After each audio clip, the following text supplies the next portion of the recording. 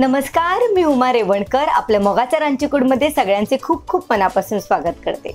आज मी आपल्या समोर घेऊन येत आहे एवोकाडो मिल्कशेक। तसं मिल्कशेक बनवायला एकदम सोपं असतं, पण प्रमाण इम्पॉर्टंट असतं।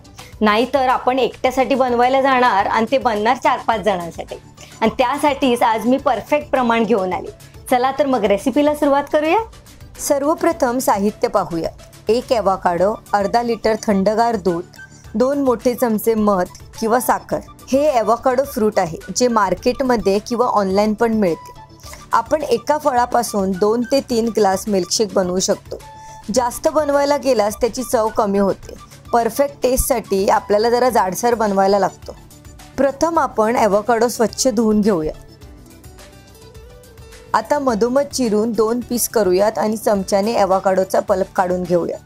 एवोकाडोचा पल्प इझिली यायला पाहिजे, म्हणजे तो मिल्कशेकसाठी परफेक्ट तयार आहे हे आपल्याला कळतं।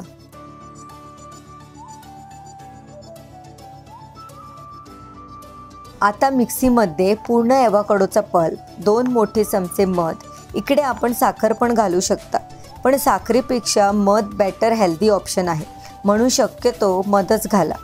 आणि एकदम थंडगार दूध, आपण पाहू शकता दुधाचा बर्फच आहे, जेणेकरून आपल्याला एक्स्ट्रा बर्फ घालायला लागत नाही आणि मिल्कशेकची चव परफेक्ट होते।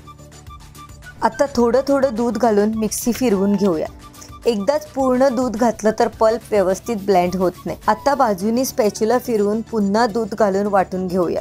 असं केल्याने मिल्कशेक परफेक्ट ब्लेंड होतं।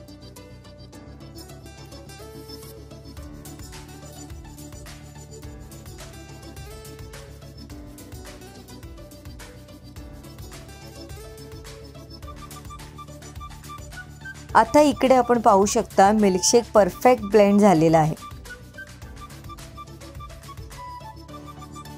तयार आहे एकदम स्वादिष्ट एवोकाडो मिल्कशेक।